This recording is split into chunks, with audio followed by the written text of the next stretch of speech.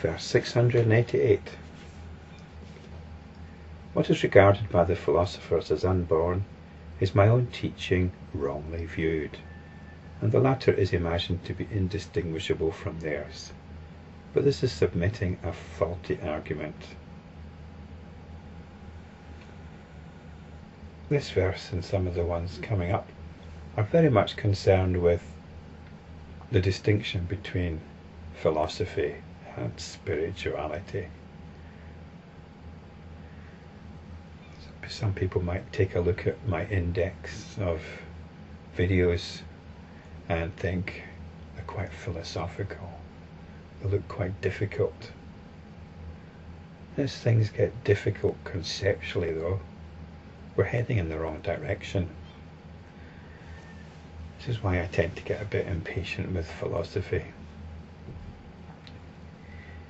You're getting into mental abstractions, and mental abstractions go nowhere from a spiritual point of view. On one level, we're all philosophers, because our philosophy determines how we behave in the world. We've all got some understanding of how the world is and how we are, and we behave accordingly. So at this level, we've got true philosophy. But when philosophy comes to trying to pin down what is meant by certain terms, certain words, well, that's not what we're about. In these videos, I often cover various topics. For example, the skandhas, the svabhavas, and so on. I couldn't tell you what I've said about much of this stuff. It's all water under the bridge as far as I'm concerned. The point is that in exploring these terms, we're pointing to something that is going on in the immediate experiencing. So words in this series, in this channel of videos, are being used to prise into the dynamics of our immediate situation. And then we can toss the words away. We don't need them. We don't need to pin down the meaning of these terms. In exploring them, we find something useful, perhaps. And this is very much how it is in Buddhism. Buddhism uses a particular language. It's a language which it's got in common with other systems of Indian understanding, Hinduism for example. But it uses this language in a different way.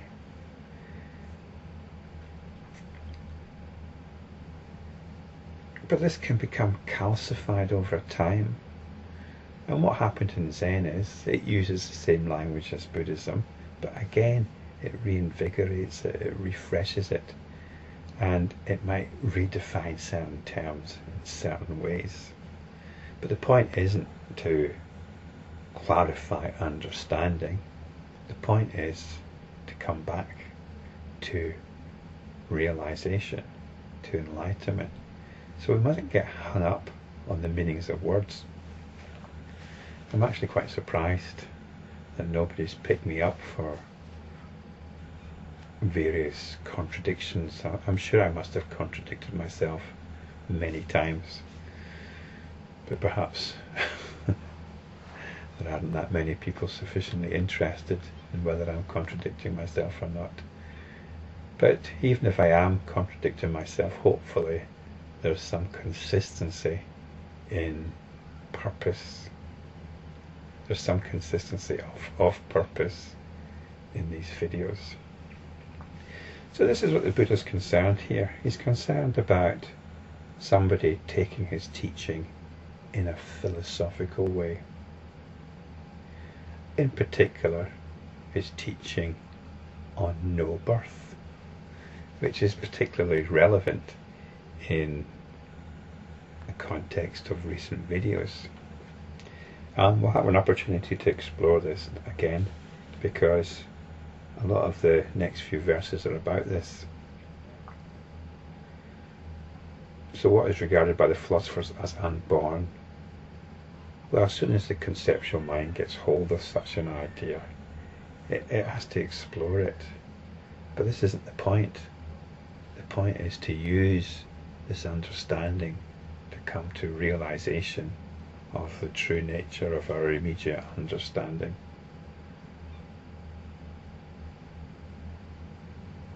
So as the Buddha says in verse 689, those who have acquired the knowledge of proper reasoning by making use of the idea of no birth and its meaning are said to have an understanding of my doctrine. So in other words, you have to know what you're doing with this stuff. So the idea of no birth and its meaning, you need to make use of it. You need to make use of it. As an enlightenment practitioner, how do we make use of the idea of no birth? Well, this is to do with our relationship with the world. When we apply our understanding of no birth to the world, we are realizing the nature of the world as a mirage, a dream, a vision, as castles of the Gandharvas, a fire wheel. It has no intrinsic substance. This isn't just a philosophical idea to get your head around. It's something to realize and appreciate, and when you realize and appreciate it, the significance of this is we no longer take our cue from it. We no longer take our cue from the world. We no longer take our cue from our sensibilities in relationship to the world. This is what I was talking about in the previous video. In other words, we can now explore our potential for infinite happiness. This is making use of the understanding of no birth, rather than scratching our head and thinking, well, how can the world not be born? How can there not be individuals that have not been born? Surely, we don't get into all that. That's just head stuff. We get into realization of no birth and its implications for us with regard to enlightenment practice. So let's get through a few of these verses because they're all about this. 690. In order to crush the philosophical views, not being born is said to mean not having any abode. Knowing what dualism means, I teach the doctrine of no birth. So there's interesting language here. Crushing philosophical views. My goodness, we don't want anything to do with them. We don't want anything to do with them. It's not quite clear why describing not being born as having no abode crushes philosophical views. I suppose you have to throw the philosophers a bone and say, well, it's about not having any abode. So obviously this is one way of understanding the term. Although you could understand it in a metaphysical sense as well. Not having any abode is not having any mental abode, any kind of comfort space in terms of certain views, certain understanding. So this is the sort of thing the philosophers can talk about.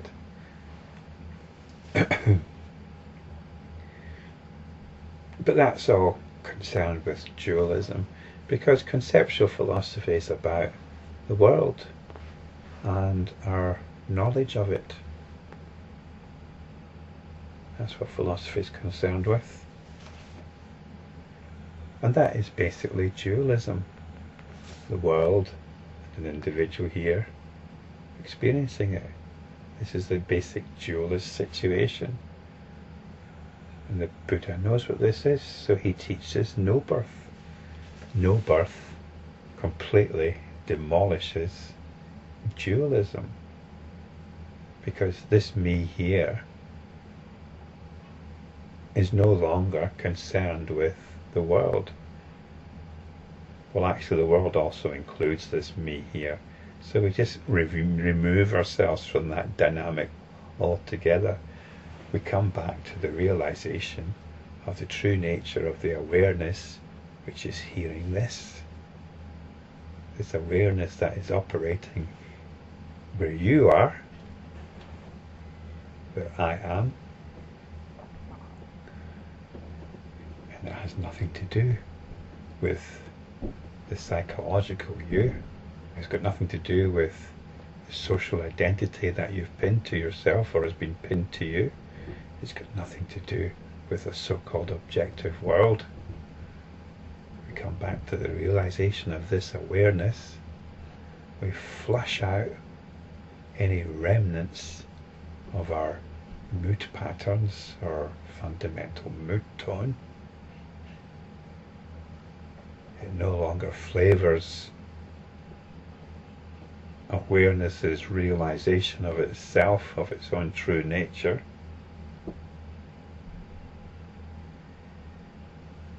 And it soars into some kind of nuclear explosion of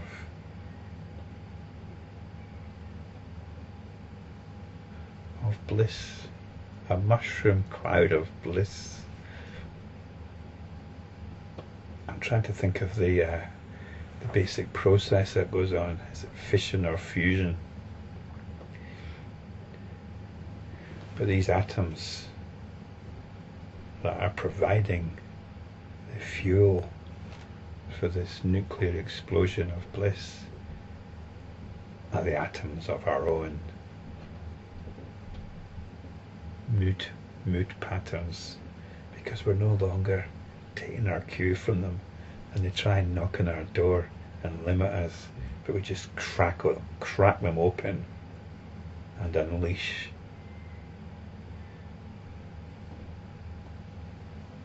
all that energy which up to this point has been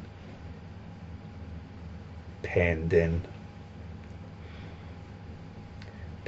by limited understanding. So the Buddha knows what dualism means and teaches no birth. What a big thing this is. So Mahamati then asks a few questions about it, because it seems that he's still edging towards some kind of philosophical understanding. But I'll look at that in the next video.